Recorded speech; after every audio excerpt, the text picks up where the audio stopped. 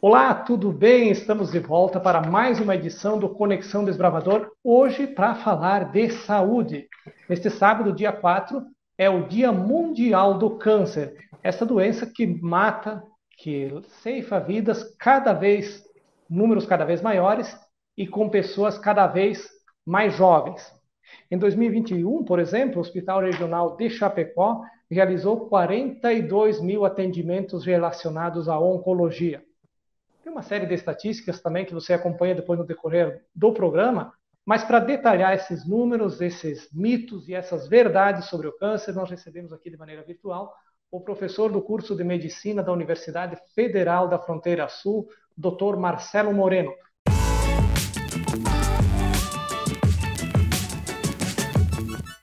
Dr. Marcelo, professor, seja muito bem-vindo. Desde já, obrigado pela sua participação.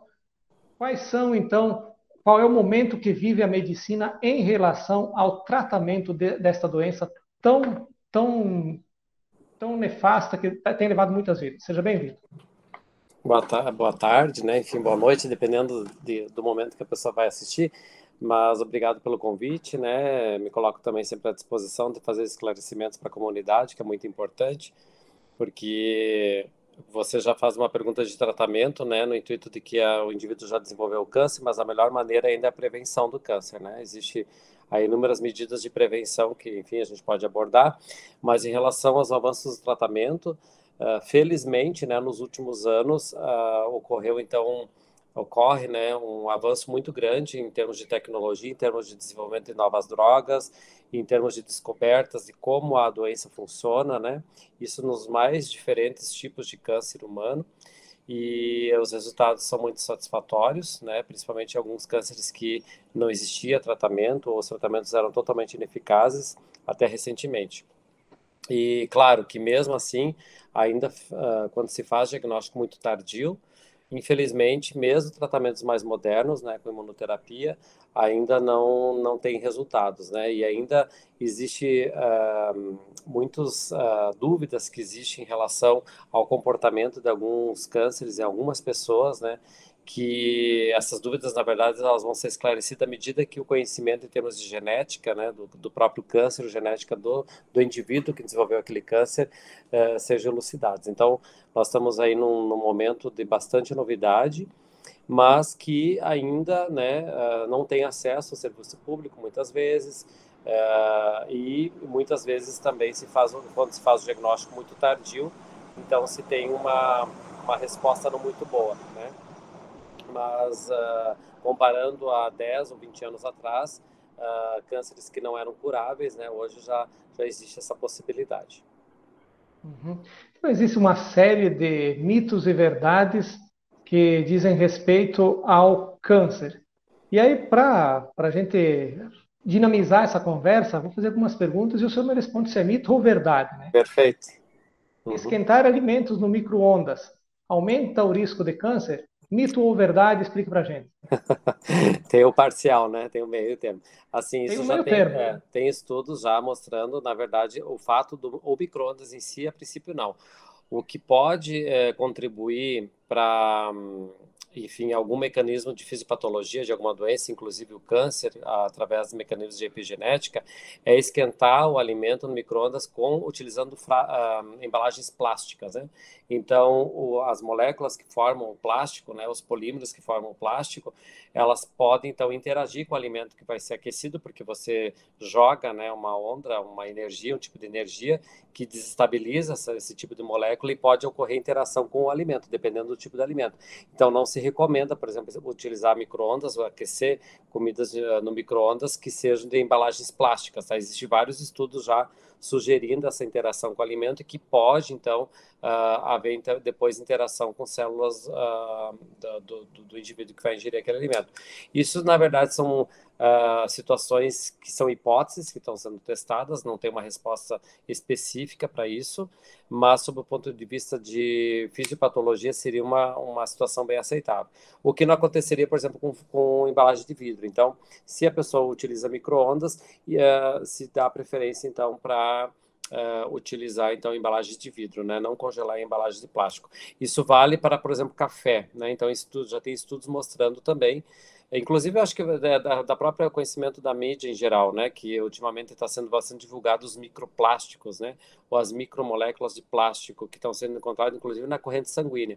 Não se sabe exatamente qual a interação que vai acontecer com as células, e esses microplásticos, obviamente, são detritos, né, que vêm do alimento que o indivíduo ingere, já é encontrado também até no próprio oceano, né, mas recentemente saiu um estudo que se localizou microplásticos, moléculas de plástico, de polímeros na corrente sanguínea de indivíduos. Então, da onde que vem? Então, se suspeita que seja dessa interação.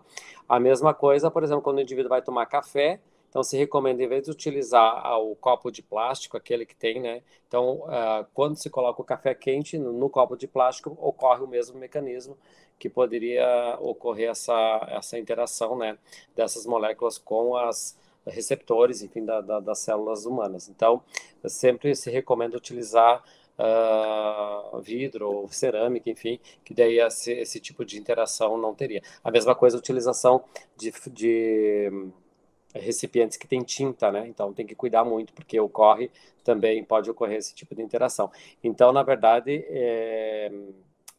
não é mito, né? É verdade, mas se considerar essas especificidades que eu acabei de explicar. Ok.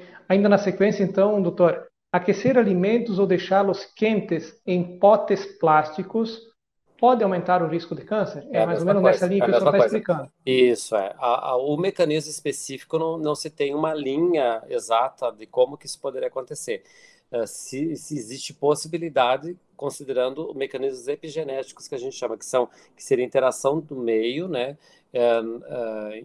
Enfim, mecanismos na hora da reprodução, da multiplicação celular. Então, sob o ponto de vista teórico, isso seria viável. Então, se recomenda, né, tomar esses cuidados. Ok, ainda na linha do mito ou verdade, a gente vive momentos parece que as coisas precisam todas acontecer para ontem. Ninguém mais tem tempo para acender um fogão, a lenha e preparar a comida com a calma que Sim, nós, ou talvez os nossos antepassados, tiveram sim, lá no interior e sim, tal. sim. Então, nessa linha, a fritadeira elétrica, conhecida como air fryer, ela é cancerígena? Não teria uma explicação lógica para isso, né?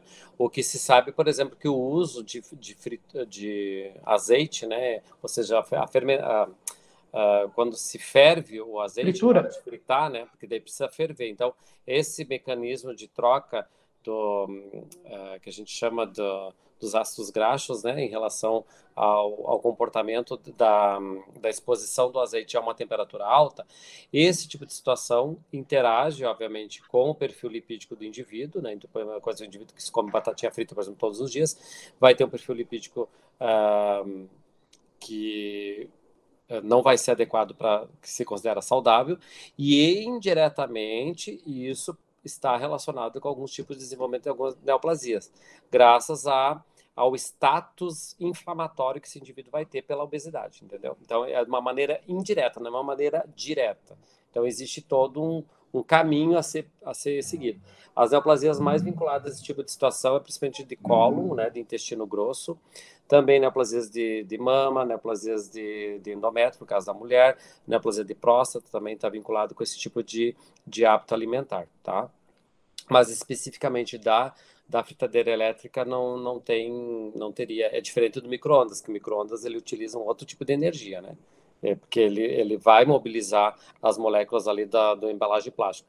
A elétrica não, porque ela vai transformar a energia elétrica né, para aquecer, né? Então, esse tipo de situação não teria relação. É como se fosse utilizar um forno, por exemplo, tá?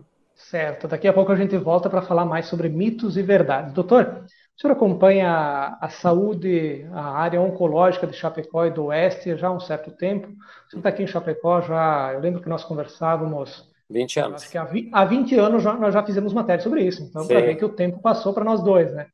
Então, doutor, qual é que é a realidade? O que dá para estimar? Existem comparativos da situação de Chapecó? Qual é o tipo de câncer mais predominante? Qual é que é o panorama que dá para fazer do Oeste, em específico Chapecó? Uhum. O senhor como médico e não apenas como professor. Sim. Bom, Chapecó, ela atende e responde epidemiologicamente ao mesmo perfil da região sul do Brasil, né, que são as neoplasias mais comuns, são as neoplasias epiteliais, no caso da mulher é a neoplasia mamária, né, e no caso do homem nós temos a neoplasia de próstata. Aí nós temos junto as outras neoplasias que vêm logo a seguir, né, a neoplasia de intestino grosso, né, e neoplasia de pulmão. Essas são as neoplasias que atendem, né, a sua ponto de vista epidemiológico, a região sul e que são as que predominam. Só que na região oeste, Santa Catarina e no caso Chapecó, nós temos um predomínio que aí sim, se a gente considerar a região como um todo, que seria um predomínio comparando, do ponto de vista epidemiológico, o restante do Brasil, as demais regiões, em termos de prevalência e incidência, os cânceres de pele, né? Então, nós temos aqui os 3 tipos de câncer de pele são bem mais incidentes que as outras regiões, né? Vamos pegar o caso do melanoma, que é o 3º tipo, que é a neoplasia, que é o câncer de pele, que tem o potencial, inclusive, de levar o indivíduo ao óbito, dependendo do estágio que é feito o diagnóstico. Por exemplo, no Brasil, estima-se que seria o desenvolvimento de 5 pessoas, 3 a 5 pessoas por 100 mil habitantes, tá? Na região oeste, aqui em Chapecó especificamente, nos estudos que a gente fez nas universidades, esse índice chega até 15, 17 por 100 mil. Então é uma diferença muito grande, né? 3 vezes mais. E crescendo. A gente vê mais diagnóstico, a gente observa mais diagnóstico nos últimos anos, né? E tem uma outra situação também que chamou muita atenção aqui na região,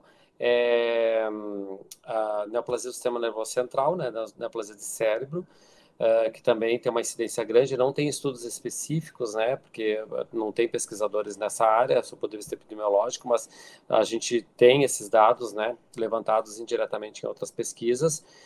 Se atribui, do ponto de vista que existe, nós temos estudos agora que a gente faz, estudos epidemiológicos associados com colegas da geografia, inclusive, que tem geógrafos, né, que são especializados em densidade populacional e que daí utilizam softwares, né, de densidade populacional, e a gente utiliza dados de incidência e mortalidade, a gente faz o cruzamento, por exemplo, de municípios que utilizam mais agrotóxicos, de indivíduos que têm mais plantação de fumo, municípios, né, que têm mais uso de agrotóxicos, mais uso ou plantação de fumo, ou outro tipo de cultura que tem mais utilização de alguns agrotóxicos que só são utilizados no Brasil, né, que são só autorizados no território brasileiro a usar. Então, nota-se claramente, né? Inclusive vai ser um trabalho agora numa revista internacional, numa revista americana, que foi feito aqui não no Chapecó, numa tese de doutorado, que vai mostrar dados alarmantes, né? A gente não pode ainda divulgar, porque ele está em processo de publicação, mas é um estudo que vai se tornar bastante famoso por esses dados alarmantes, né? Que, do ponto de vista metodológico, foi feito um estudo bem categorizado, né?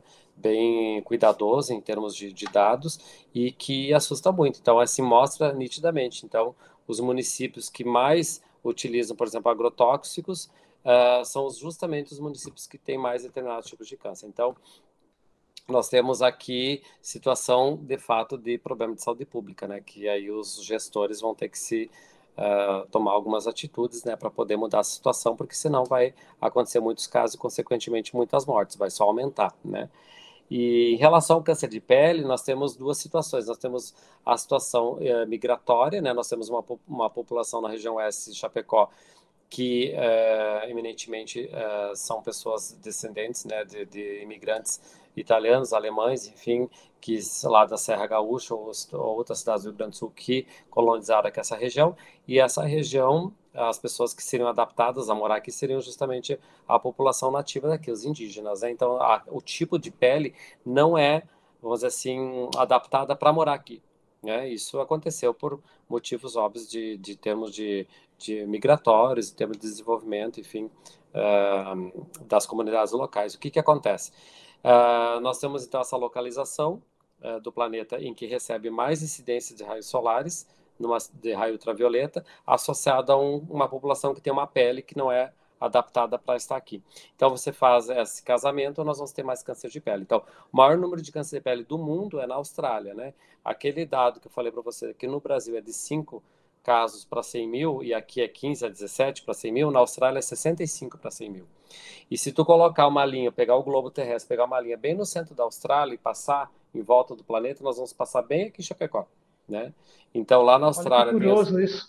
lá na Austrália tem os imigrantes que são os ingleses que colonizaram, ou seja, também não foram adaptados para morar lá, e aqui nós temos os imigrantes, né, também dessa colonização. Então, é uma fórmula que não dá certo. Então, ou a pessoa, o indivíduo que mora na situação se protege da pele, então, se protege da luz ultravioleta, né, utilizando aí fatores de proteção solar, etc., outras medidas que todo mundo sabe, ou ele vai desenvolver câncer de pele, né? Então, tem uma chance bem grande.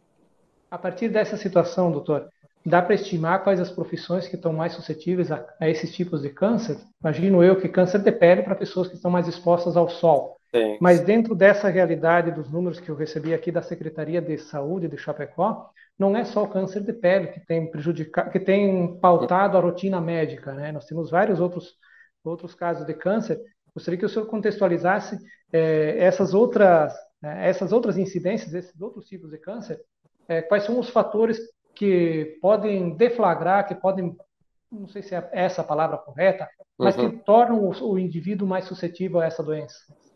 Tem várias frentes, né, que a gente trata, inclusive, que a gente aborda no dia a dia na clínica, né, com o paciente. Mas, assim, são sempre as clássicas, que, na verdade, todo mundo sabe, né, que está aí nas redes sociais hoje, que está na mídia, que, né, os dois grandes pilares para o indivíduo ter um sistema imunológico adequado para não desenvolver nenhuma doença, inclusive o câncer, que é uma doença crônico-degenerativa, assim como outras doenças crônico-degenerativas, é a vida saudável, né? É ter uma qualidade de vida saudável. Então, aí você tem que associar a alimentação saudável, tem que associar a prática de exercício físico regular, não só de vez em quando, tem que associar uma qualidade de vida em relação ao tipo de trabalho, ao tipo de atividade que o indivíduo desenvolve, as relações familiares, relações pessoais. Então, é um conjunto, né, que você entra dentro daqueles critérios de qualidade de vida da Organização Mundial da Saúde. São vários fatores que tem que ser levado em consideração. E isso se a gente relacionar vamos dizer assim, o 90% dos cânceres que são considerados esporádicos, ou seja, o indivíduo ele desenvolveu de uma forma esporádica aquele câncer, que são a grande maioria. Aí nós temos 10% dos cânceres, tá? Que esse cálculo, esse ponto de corte, ele varia de cada câncer, cada grupo de câncer, né? Mas vamos arredondar para 10%, que são hereditários, ou seja, o indivíduo ele nasce com uma mutação genética, ele já nasce com aquela mutação e ele vai desenvolver o câncer no decorrer da vida dele. Então, hoje já existem maneiras de identificar esses indivíduos, o risco desses, que seriam pacientes de risco, né? E aí fazer teste genético e aí identificar se esse indivíduo tem mutação no determinado gene e aí focar a prevenção naquele órgão que o indivíduo tem a mutação para desenvolver o câncer, entendeu? Por exemplo, câncer de mama, BRCA1 e BRCA2, que são dois genes que são os mais prevalentes para desenvolver câncer de mama quando tem mutação. E então a gente tem medidas, né, de fazer prevenção desse câncer de mama nesses indivíduos que possuem essa mutação. Então nós temos dois grandes grupos, o esporádico, que é 90%, que entra toda essa questão da qualidade de vida que eu falei para você, e nós temos o hereditário, que é o indivíduo que nasce já com a mutação, mas que daí seriam só 10% dos cânceres. Então, se Chapecó aumentou a incidência de determinados tipos de câncer, esses grupos mais comuns de câncer, é porque a qualidade de vida do indivíduo chapecoense não está boa. Então, aí tem que ver quais são as frentes disso, se é a questão alimentar, se é a questão de prática de exercício físico, se é a questão da qualidade de vida como um todo, né? A questão de poluição do ar, a questão de presença de agrotóxicos, porque hoje se identifica agrotóxicos, inclusive na água, né? Na água, é muito comum, tem vários estudos aí mostrando, principalmente no Paraná e Santa Catarina. Santa Catarina é um dos estados que mais usa agrotóxico, né? Então, até que ponto isso tem interação com o dia a dia do indivíduo, né? E aí, como o indivíduo ele vai conseguir se isolar ou conseguir, vamos dizer assim, ficar longe desses fatores de risco externos. Porque, então, para você entender, esses 90% não é um fator que vai causar o câncer, é a interação de vários fatores, tá?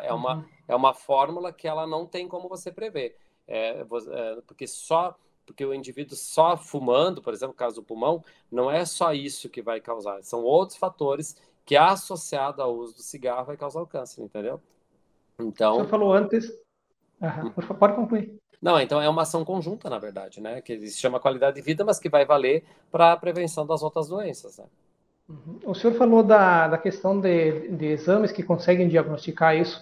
E o tratamento precoce não é novidade para ninguém, ele pode ter uma chance de cura que às vezes ultrapassa os 90%.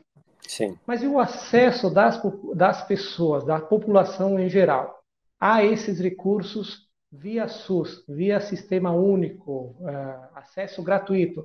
Ele não anda na velocidade da doença. Às vezes o cidadão está aguardando o exame de um diagnóstico, a possibilidade de fazer um exame.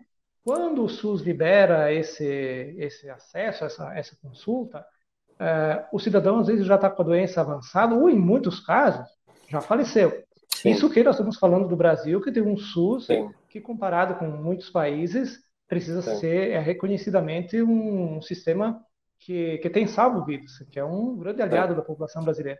Só que o acesso é muito lento, né? E aí vocês, como médicos, como é que conseguem contornar essa situação? Às vezes a gente fala de uma vida, né? Normalmente Sim, é determinante a vida, né? O tratamento, sim. o sucesso da cirurgia, do tratamento, ele depende do timing em si do diagnóstico. Sim.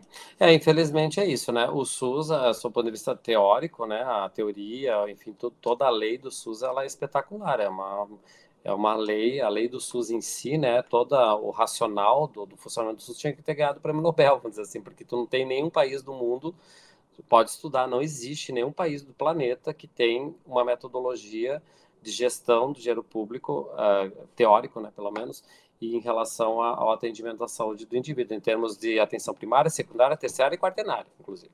Né? Então, no entanto, nós temos um problema, que é o problema geral de todo o Brasil, que é a gestão, né? Aí nós temos aí os prefeitos, temos aí os governadores, entendeu? E aí, o que vai acontecer? O problema é a gestão, né? Então, infelizmente, aí nós temos na região situações de secretários da saúde, por exemplo, que trabalhavam com marceneiro, né? Assim, não tem uma pessoa a dominar uma técnica de trabalhar, fazer móvel e ser secretário da saúde, entende? Por indicação política. Então aí vai, né? Isso é uma questão que eu nem vou entrar no mérito aqui, porque todo mundo sabe de como que é feita a política no Brasil. Então, aí tu vai ter como resultado não só na oncologia, mas em todas as áreas, cardiologia, neurologia, ortopedia, o que você quiser do SUS, vai ter esses entraves. Então, dinheiro gasto de forma desnecessária em alguns aspectos e dinheiro faltando em outros aspectos, mas que, sob o ponto de vista teórico, se tudo que está escrito no papel funcionasse, nós não teríamos esse problema que você falou. Agora, como médico, o médico fica de mãos amarradas, né? Esse foi um dos motivos pelo qual eu saí do atendimento do SUS, porque você tinha um paciente na frente, você como profissional da saúde, você se coloca também muitas vezes todo momento no lugar do paciente e você não consegue fazer nada porque você pede os exames não vêm, você agenda as cirurgias muitas vezes tem que ser desmarcada por outro problema de hospital, etc, etc. Tem problema de transporte, tem problema de tudo. Então aí você vê aquela doença evoluindo e você não pode fazer nada porque você precisa de um sistema para fazer o tratamento. Então, é bastante complexo. Então, se você for se colocar como profissional da saúde, como ser humano, e vendo uma doença em desenvolvimento e você não poder fazer nada, fica muito difícil. Então, os colegas, muitas vezes, têm problemas até de saúde, né? Desenvolvem problemas de saúde justamente por enfrentar essa realidade todos os dias. Então, é uma situação muito difícil, muito difícil. Infelizmente, Doutor, não está nada doutor, bem. é delicado fazer uma projeção do que eu vou lhe falar, mas dentro dessa perspectiva, no ano passado, Chapecó registrou, foram 695 vidas perdidas pelo câncer. Imaginemos, mesmo que seja um mundo utópico, que as estruturas de saúde funcionem de acordo com o que preconiza o SUS pela sua legislação. Dava para ter salvo quantas dessas vidas, doutor?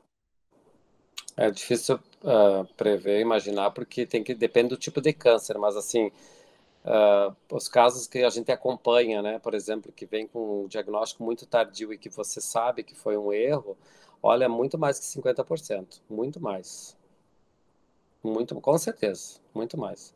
Porque só o fato de você esperar, né, eu tenho vários casos assim que a gente acompanha de consultório, e que acabam vindo porque mesmo assim estão esperando, esperando, esperando, esperando, não conseguem e vão ver uma segunda opinião. E a gente vê que assim, demorou o exame da biópsia, daí demorou para marcar a biópsia. Por exemplo, nem sabe o que é câncer, se é câncer ou não. Tem um nódulo e não sabe o que é, né? Aí demora para marcar o exame, aí demora para vir o resultado da biópsia. Aí depois que vem o resultado, tem que marcar a consulta de retorno mostrar ao médico. Aí o médico pede exames para estadiar a doença, para saber que pé anda a doença. Nesse meio tempo, já a doença já evoluiu, então, em muitos casos, né? Então, é difícil prever, assim, depende também muito do tipo de câncer, mas com certeza Certo. mais da metade. Com certeza. Uhum. Doutor, voltando à questão de mito e verdade. Voltando à questão, então, de mito e verdade. Uhum. Amamentar protege contra o câncer de mama? Mito Sim, ou verdade? Contextualize, explique. sim, é verdade, mas também, mais uma vez, tem que considerar o todo, tá? A amamentar, associada a outros fatores de exposição estrogênica. Então, a amamentação acima de 6 meses, né, por filho, né? Mas tem que estar associado a, por exemplo, ter filho, ter a primeira menstruação, que é a menarca, de forma tardia, ter um filho de uma forma mais precoce, né? Por exemplo, mulheres que têm filhos acima dos 30 anos, já a amamentação já perde. Então, não usar anticoncepcional mais de 10 anos, não ter a menopausa muito tardia. Então, é uma associação de fatores de proteção, fatores de risco, né? Então, você só avaliar a amamentação em si como um fator protetor único, aí não cabe. Agora, se você associar os outros fatores, aí tem importância. Então, Ok. ela é verdade, mas considerando esses outros fatores que eu falei. Câncer tem cura, doutor? Sim, tem cura, inclusive falando da câncer de mama, né, que é um dos cânceres que eu trabalho. Hoje se considera, se a gente considerar os diagnósticos, em torno de 90% são curáveis. Ok. E se você Doutor, considerar todos os cânceres, todos eles sendo feitos em diagnóstico precoce, em estágio 1, no máximo estágio 2, todos são curáveis, todos.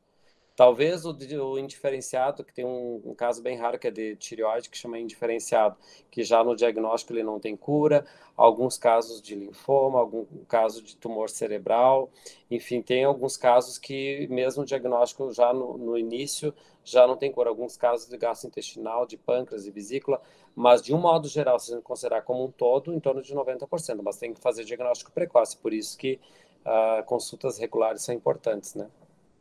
uhum. Câncer é contagioso? Não, não é contagioso. Não, câncer não pega, não. Não tem Ok, como. doutor. São perguntas que surgem, Não, né? que Às vezes, bom, é bom, não, mas é importante, é, isso é mito. e às vezes até, até assunto, até para um certo preconceito. A pessoa está com câncer Sim, e às vezes amigos acabam por se afastar, sim, às vezes até com receio com medo, como se estivesse contraindo a doença, né? Então é sim, sim, interessante a gente ter essa sim, explicação. sim, Não é contagioso. sim. Açúcar pode fazer com que o tumor cresça mais rápido, doutor? Sim. Isso é verdade. Então, assim, um paciente com uma neoplasia, com câncer, e que tem, por exemplo, um diabético, né, que tem um excesso de açúcar circulando no sangue. Então, esse indivíduo geralmente tem uma evolução mais rápida, o tumor, porque você está oferecendo energia, né? Tanto é que o exame, que todo mundo já ouviu falar, que é o PET scan, né, que faz aquele mapeamento do corpo todo, ele utiliza uma molécula, né, de material radioativo que vai é como se fosse um contraste ligado a uma molécula parecida com a glicose. Então, o tumor ele é ávido por glicose, né? Então, ele vai captar mais rapidamente essa glicose e aí ele vai ser sinalizado e é identificado pela máquina, pela imagem, né? Então, isso sim. Tanto é que todo paciente diabético a gente sempre chama muita atenção em relação ao controle glicêmico e é uma das maneiras, inclusive, de evitar o câncer, né? Então, o paciente que a volta é a questão da dieta, da alimentação mais saudável possível. Ok, em relação então à proteção, à prevenção, acho que é isso, doutor. Mas eu gostaria que o senhor contextualizasse agora, dentro dessa sua experiência, já que nós falamos antes, como é que a medicina evoluiu nesses mais de 20 anos que o senhor acompanha essa rotina oncológica, e o que dá para prever para os próximos anos, dentro dessa sua experiência também, já que ele endossa também como uma autoridade nessa área aqui na região oeste. Uhum. Não, eu acho que o que mais evoluiu e que vai continuar evoluindo e que inclusive vai ser a cura de 100% dos cânceres, que não, talvez não demore muito, é o conhecimento da genética, né? Então, tanto é que isso me motivou a fazer o meu pós-doutorado nessa área, inclusive lá em São Paulo, no Hospital do Câncer, porque hoje se faz sempre de uma maneira bem fácil de explicar para as pessoas que estão escutando, né? A Dona Maria da Silva, enfim, é única no mundo. Então, nós temos 8 bilhões de pessoas no planeta e ela é única. Se a Dona Maria desenvolveu o câncer de mama, aquele câncer de mama também é único, porque ele foi desenvolvido nas células da Dona Maria.